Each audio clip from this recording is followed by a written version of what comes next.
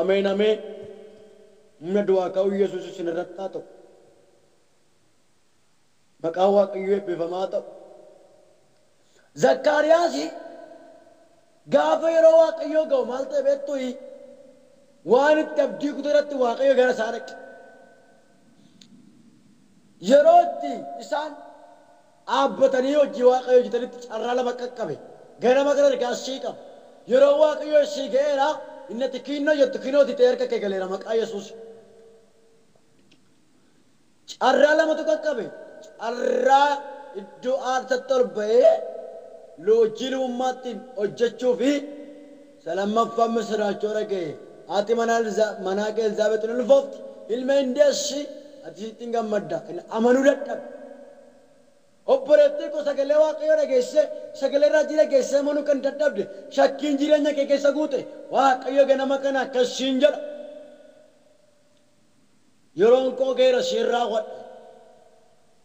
Keessumaa Luqaas boqonnaan tokko lakkoofsi 37 akkas jedha.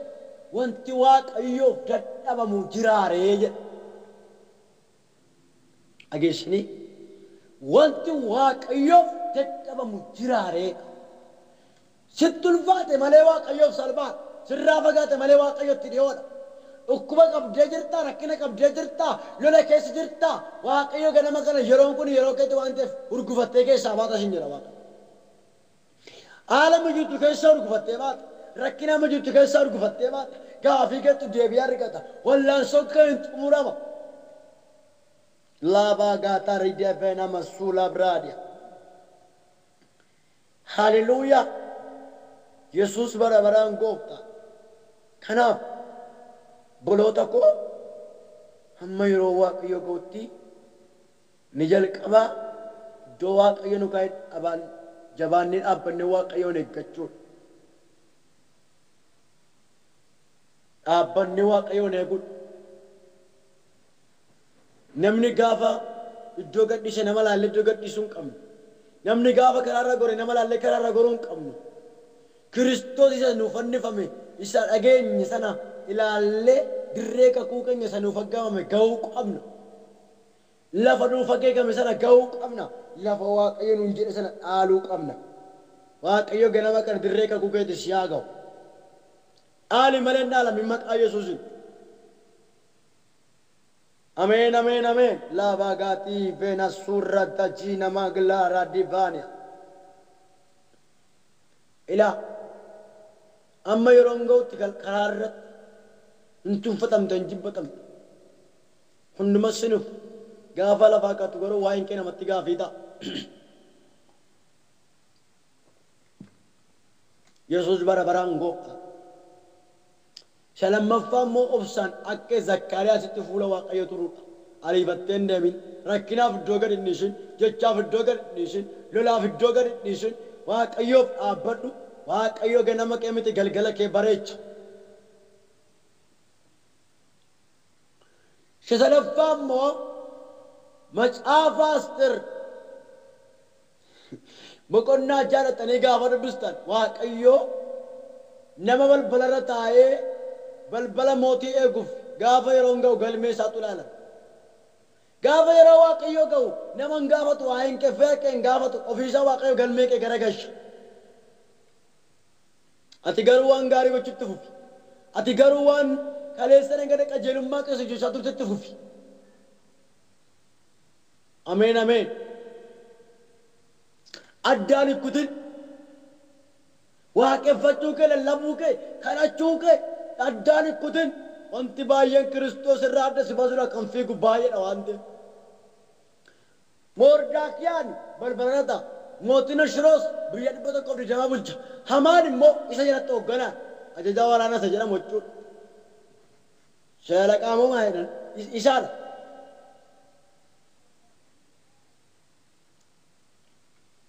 Maqaan Waaqayyoo eebbifamaa ta'u. Kanaaf gaaf tokko mootichi irraa hirriba kaasa Waaqayyo. Gaafa maal ta'u? Gaafa yeroo Waaqayyoo ga'u. Wanti caafanni guyyaa guyyaatti godhamu yaa ilaalamu jedhee mootichi galmee fuudhee gara galchuu gaafa jalqabu kan mootii du'a oolchee Mordakiyaan abeetu xuushanni dhaqanii mooticha miidhuudhaaf yeroo jiranitti kan mootii du'a oolchee hamaanatu hin taane Mordakiyaan isa balbala gubbaarra taa'u. Mordakiyaan kun eenyudha? Qomoo Yihuudiiti. Asteer kun immoo ilmaan obboleewwan yookaan immoo eessuma ta'aa fi Mordakiyaan isatu guddifate, isa guddise akka isaatti beeku malee karaa biraatti hin beekamtu Asteer. Gaaf tokko immoo Waaqayyo maal godhe gaafa Mordakiyaanin fa'aa oolchuu barbaadu biyya 120 keessaa dubartoonni filatamanii abaan jennaan aatumti manaa mootii Ashiroos hin didde.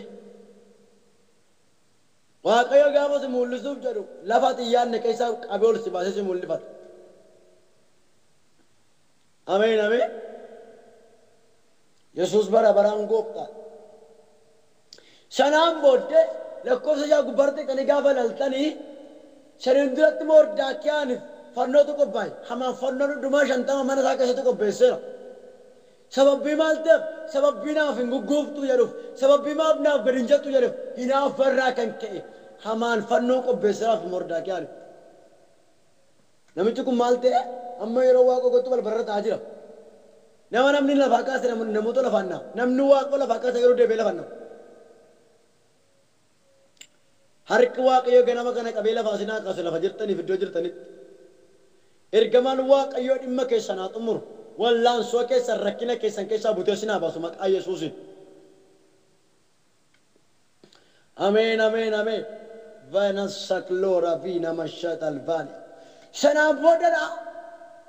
Mootiin kan hundumaa erga arge booddee halkan guutuu gara gaggalaa bulee ribni qabuu dide lafti bariinan warra keellicha eeganiin eenyudha kan mootummaa maasaraa keessa jiru yookaan immoo keellaa keessa kan jiru naan hamaanidha ollaa gashaadha. Ameen ameen. Ergaasii qaba ganama kan gaafa yeroo Waaqayyoo ga'u diina keetu arraba salphina kee dubbatattu ulfina kee lallabuu jalqaba. Amaan jennaan abeetan eegga ulgalee booddee nama mootiin jaallatu maaltu godhama haadhe. Dhagaa dubbisaa macaafaatti boqonnaa lakkoofsa jaarraa kaate jechuudha. Xiqqoo isheedhe itti yaadeera. Mucaan qulqulluun iddoo kaatu. Itti yaadeteedha. Namni na caalaa mootitti dhiyaatu jiraayi. Namni na caalaa mootiin jaallatu jiraa jedhetti waan gurguddaa lafa kaa'e. Teessoo mootummaa gonfoo mootiin kaawwatu farda mootiin yaabbatu uffata mootiin uffatutti godhamee karaa mandara guddaa irratti nama keessa namni beekamaan immoo fardicha qabee namicha sanarra kaa'ee nama mootiin jaallatu kanatu godhama jedhee maal ta'u haalan labu yookaan immoo haalabsu jedhe. Dinqino haalelluuyaa. Ilaal duran dubbadde gaafa yeroo Waaqayyoo ga'u warra salphina kee dubbatan ulfina kee lallabaan jedhe. Sanaan booddee akka mootichi otuu waan amma dubbatte kana tokko keessaan hambisin Yihuudicha isa balbala taa'u gubbaarra san isa balbala gubbaarra taa'u sanaaf dhaqiitii godhi jedhe. Ajaja baasa Waaqa. Yeema sidaatti yeroo Waaqayyoo si geera labsiisii ba'e kan maal jedhu sanaan booddee Mordakiyaan balbalarraa ka'ee uffata mootii uffatee farda mootii yaabbatee goffoo mootii kaawwatee ilaa namni immoo farda harkisuuf oonyudha Mordakiyaaniif hamaanidha. Miila kaname Waaqayyo farda moochaa si yaabbachiisa warri salphina kee ulfina kee odeessan afaan qabachiisa Waaqayyo. Ameen ameen ameen ameen. Yesuus bara baraan goofta. Kanaan booddedha erga kana godhee booddee mandara karaa mandara isa guddicha mandara Suusaa magaalaa Suusaa yookaan immoo mandara magaalattii guddattii keessa ofi nama mootiin jaallatuuf kanatu ta'a dhagaa dhaggeeffadha jedhee lallabuu jalqabe yoo ergaa sii qaba natti dukkanaa'e naa bareedina kan jettu yeroon koo sii ga'a. Kanaan booddee farda moochaa yaabbattee warra salphina kee odeessinatti mul'ataa sin jedha Waaqayyo. Ameen ameen ameen. akkasitti waaqayyo nama isaa lafatti jiru kaasa. Jireenya Iyyoob isa jedhu gaafa dhaggeeffatu macaafa qulqulluu gaafa dubbistanii Iyyoobin galateeffatu. Waan ta'eef hundumatti galateeffatu. Nuti mataan dhukkubdee jennaan yaa waaqayyo na ajjeesedha. Nan beektuti na ajjeesedha. Maaf si ajjeesaa?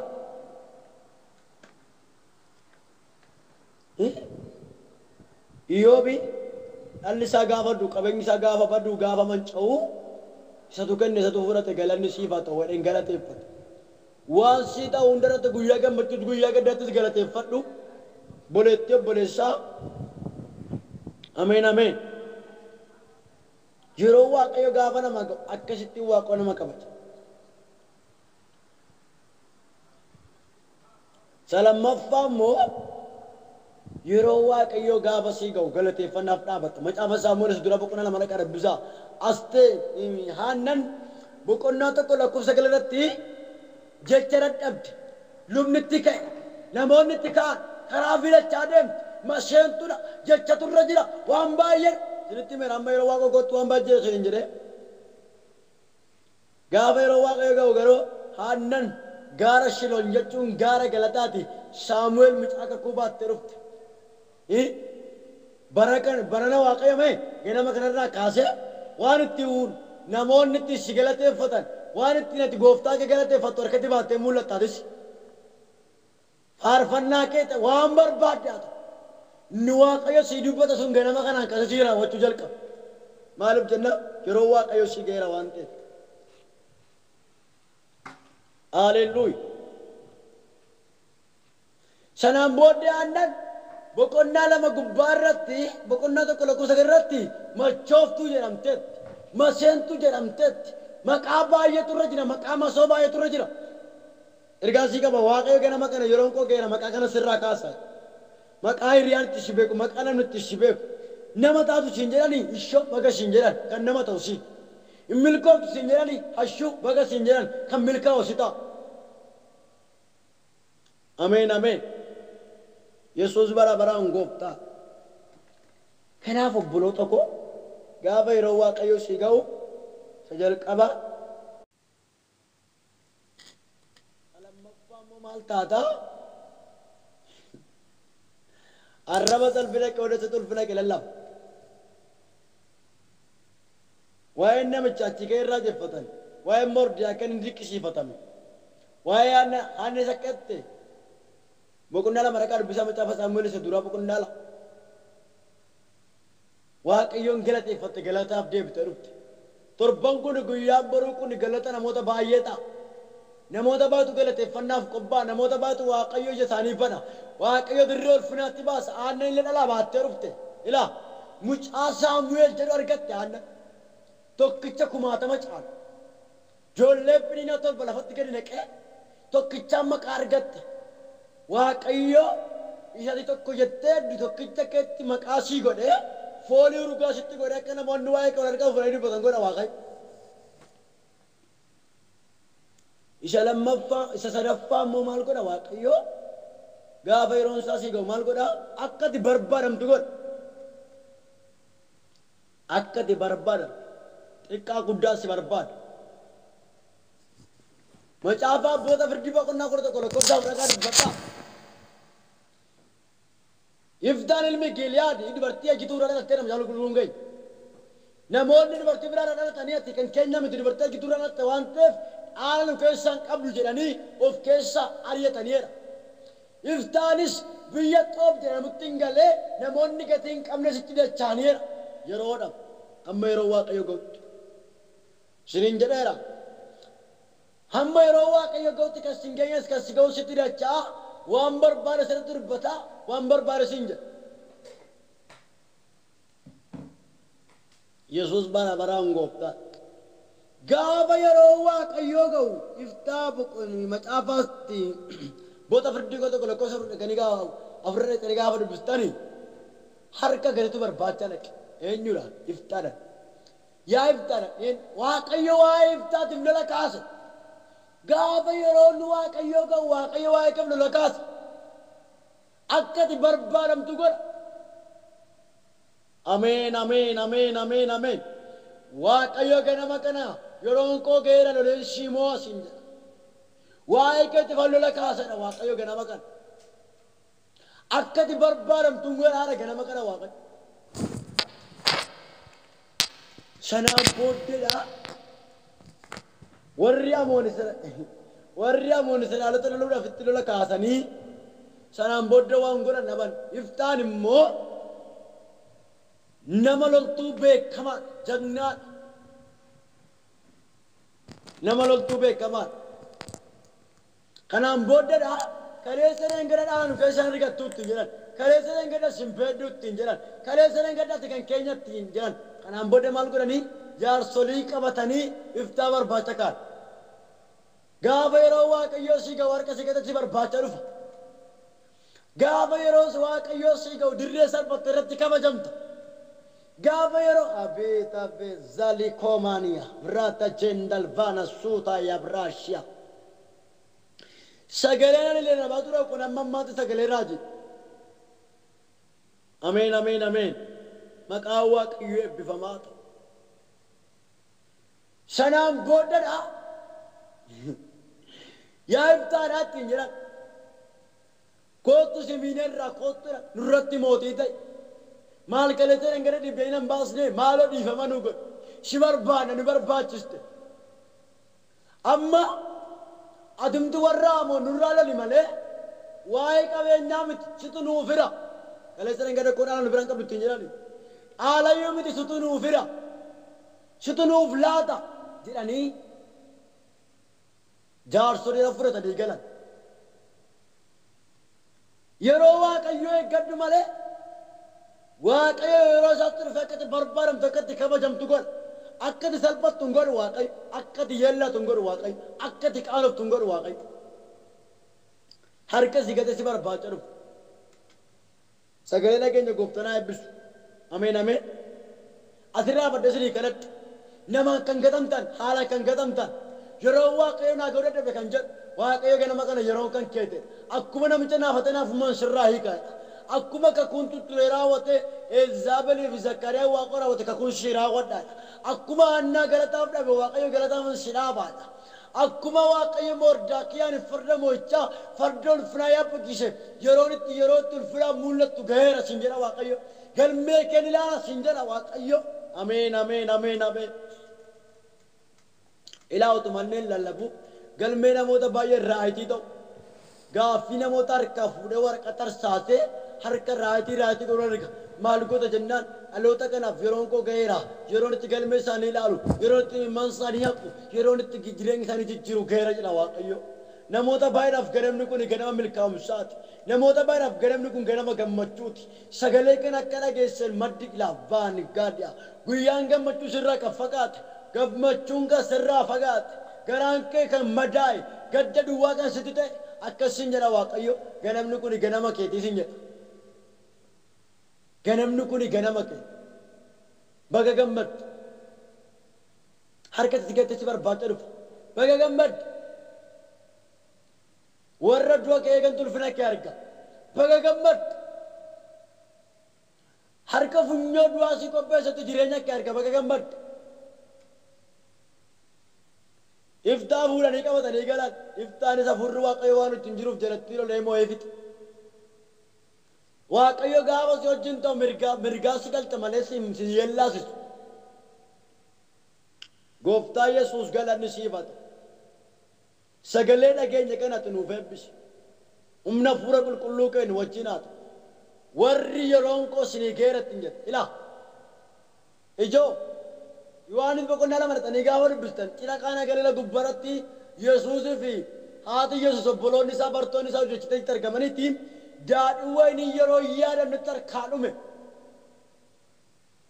Gaafa harkaa dhumu daadhii wayiniin dura isaanitti dhumeera gooftaatti hin jette haati Yesuus dhatte Maariyaam. Ani waa gochuudhaaf ammayyuu yeroon koo hin geenye haadhoo koo hojii koo keessa lixinitti hin jedhe. Yeroo baay'ee yaallee gaafa dadhabnu waan waaqayyoon hin beeknutti fakkaata yeroo waaqayyootu hin geenye. Akka itti Maariyaam deebitee jiraan waanuma inni isiniin jedhe godhaa itti isaanis yeroo isaa innis yeroo isaa geenyan gaafa dhaquu gaanota duwwaatti bishaan waraabaadhe gaaniin tokkichi leetira 80 gad 120 akka seera warra Yihudootatti sargiin guyyaa 7 gaggeeffamu yeroo iyyaadhamnetti harkaanuma daadhii wayini yeroo iyyaadhamnetti wanti baay'een kan harkaanuma yeroo iyyaadhamnetti karaa kan dhaabbatte yeroo iyyaadhamnetti kan gaddite yeroo iyyaadhamnetti kan bo'aa jettu Waaqayyo akkasiin jedha yeroon kun yerootti gadda kee irraanfattuudha ganamni kun ganamatti gadda kee irraanfattuudha ganamni kun ganama madaan keetti fayyuudha ganamni kun ganama gaalli keetti fayyuudha ganamni kun ganama jireenyi keetti hiikamuudha siin jedha Waaqayyo gurri sagalee kana dhageessa kanaan booddamtu karaa sin dhaabin kanaan booddamtu sin dursin kanaan booddee milkaan eebbaa hafuuraa eebbaa foonitti hafuuratti bitatti mirgatti bal'adha Waaqayyo jireenya keessan haa hiiku Livani gotar delevenia. Hallelujah. Yohannis boqonnaan 11 lakkoofsa 38 otuu achi hin ga'ini 38 irratti hin ga'in duubatti deebitanii gaafa dubbistan otuu akka Maartaaf Maariyaamii Alaazaar michuun Yesuus otuu inni du'in dhaqanii namatti argan yeroo isaatti dhaqan Ilaan boleetti rakkina barbaade keessa jiraadhu lola barbaade keessa jiraadhu yeroo isaatti malee dhufu Waaqayyo rakkatteef hin duutu dhukkubsatteef hin duutu yeroo isaa gaafa lakkoofsa 38 gubbaarratti deema raqe baay'ee gaddee kottaa gara awwaala Alaazaar na keessaa boloon isaa immoo akkas jedhan Maariyaam faan Maartaan faan jechuudha yeroo inni foolii godhateedha Ya gooftaa erganii du'e guyyaa arfaffaan ennaan koottaa na keessaan yoo amantu ulfina koo argitu ilaa ganamni kun ganamatti ulfina Waaqayyoo argitu du'aan jireenya kee lafaa qaa hafuurri kee inni du'e lafaa qaa yeroo Waaqayyoo geera waan ta'eef waan gatte lafaa kaasta ganama kan waan hin danda'amu jettutu hin danda'amu sin jedha Waaqayyo waan hin jirretu sii jiraata ni daadhii wayini bishaan daadhii wayinitti jijjiire seenaa kee jijjiira ganama kan Inni Alaazarin guyyaa arfaffaatti boollicha du'aa keessaa kaase dhakaa irraa kaase ganama kana dhakaa awwaala kee mana kana Waaqayyo galanni guutuun siif haa ta'u maqaan kee haa kabajamu ulfaadhu teessoo kee irratti faarfatamuu lallabamuun siif haa ta'u ijoollee kee duukaa ta'e awwaala namoota baay'ee mana ganama kana Waaqayyo jireenyi kee dhandhama kan hin qabne namni eessaas hin jedha Waaqayyo ama kan dhabe gagaa kan serkate kan wallaawaatti sochii kan dhabe serkate paralaasdi kan ganama kana Waaqayyo minanti si godha deemuu jalqabaa sin jedha humna du'aa ka'uu Yesuusin ilaa galmee namoota baay'eetu raacitti ta'uun arga gaafin ijoollee koo guutummaan isaa deebii argateeradha Waaqayyo maaladdee koo baanaasiya maaliif jennaan yeroo koo tusinii ga'e sinin jedha Waaqayyo guyyaa gammachuu eegdanii kan dadhabdan gaddi gasilitti baay'ate marmaan keessan imimmaan hin kan maran galgalaaf ganamni booca kasinitti ta'e maaddii gaddaa kan nyaattan ganama kana Waaqayyo maaddii gaddaa keessa si fuulduraa fuudhee maaddii galataa irra sin dhaaba teessoo ulfinaa irra sin dhaaba ayizoochuu Waaqayyo ganama kana ganamni kun ganama keessa siniin jedheera sagalee kanaan dhukkubni kamiyyuu ilkeen kamiyyuu haa buqqa'u abaarsi haa cabu sheexanii lafa jirutti haa burkutaa'u dhukkuba qabdanitti hafuuratti foonitti fayyaa waan sin abaare harkaa sin baaseen sagalee kanaan jireenyi keessan inni diigame isiniif haa ijaaramu gaalli keessan nagaa dhabe nagaa isiniif haa argatu akka diinni jedhu otoo hin taane akka ati jettu otoo hin taane ganamni kana akka Waaqayyo jedhe sii ta'a Waaqayyo dirree ulfinaatti si baasa baga gammad galateeffannaan kanaan booddee kan kee ta'a guyyaan kun torbee kanaan booddee kan kee ta'a galataaf deebitee dhufta malee hin gadditu kanaan booddee galanni ulfinni siif haa ta'u maqaan kee haa eebbifamu sagalee dhageenye nuuf eebbisi humni fayyisuu kennu duukaa haa ta'u jireenyaan dhaa'e waan mi'eessiteef gaa'elaa dhaa'e waan mi'eessiteef abjuu du'e waan jiraachisteef mul'ata du'e waan jiraachisteef mul'ata naafate waan hiikteef galanni siif haa ta'u ilaa namoota baay'eetu mul'anni keessanii qasanii argata jireenya namoota baay'eetu boqonnaa argata bishaan qulqulluu namoota baay'ee dhuguu arga harka namoota irratti bishaan qulqulluu ergamaa bishaan qulqulluu namootatti laatu arga namoota boqonnaa dhabaniifan boqonnaa laadhanaan jedha Waaqayyo. Namoota boqonnaa dhaban maanni bishaan qulqulluu kun jennaan waan gaarii kan dhoobotanii dadhaban guyyaan gaarii kan irraa fagaate kanaan booddee nan boqochiisa nan galfachiisa biiftuu gaddaan irraa dhaamsanan jedha Waaqayyo. Laaraa laabaasoo kaabaale maaddii gaddaa irbaata gaddaa nyaattu kanaan booddee ufa baaraan jiraattu uffata gaddaa sirraa baasee Waaqayyo ganama kana uffata ulfinaa sitti uwwisheera. Galanni ulfinni siif haa ta'u. Garbummaaf waan jedhu asirraa cabseera. Sagalee kanaan walabummaan bilisummaan siif haa ta'u. Gooftaa waan hiiktuuf waan gargaartuuf ulfaadhu. Sagalee dhageenya hundumaa nuuf eebbisi. Warri gaaffii qaban deebii bu'aa kan dhufan kolfaa gaddaa kan dhufan boqool qabatanii dukkanni kan itti hammaatu ifa guddaan ba'ee fi galataaf dachaanii haa dhufan. Ilaa namoota siksik jedhanii kolfanii arga. Maal jennaan namoota baay'eetu gadda irraaffatanaan jedha Waaqayyo. Namoota baay'eetu gadda irraaffata jedha Gooftaan. Dhukkuba kee irraaffatta, gadda kee irraaffatta. Kanaan booddee eenyu karaa sin dhaabu, eenyu dura kee dhaabbachuu hin danda'u. Waaqayyo si durseera siin jedha. Namoota baay'ee harkaa danda'a mallattoo gaaffii kan qabu harkaa fudhate tarsaasee lammaffaa bishaan qulqulluu dhugan isa sadaffaa namoota kolfanii arga. Saba kana Waaqayyo harka duwwaa gadi dhiisu kolfaa galuu gaaffii isaaniitiif deebiin ta'a. Ni Waaqayyo Gooftaan maccaa namoota baay'eedhaaf haara galfiin ta'an boqochiisanaan jedha. Looraa baagaaddaa dhiibbeen sadardakiyaa. Galanni ulfinni siif haa ta'u. Dhuma isaa waan gootuuf ulfaadhu. Anaa waan na gargaarteef si haa galatu. Raafaa yeroo keenya hunduma isaa fudhadhu. Maqaan kee eebbifamu. Maqaa jaallatamaan maqaa Yesuusin ameen. Eebbifamaa yeroo gaarii shaaloom.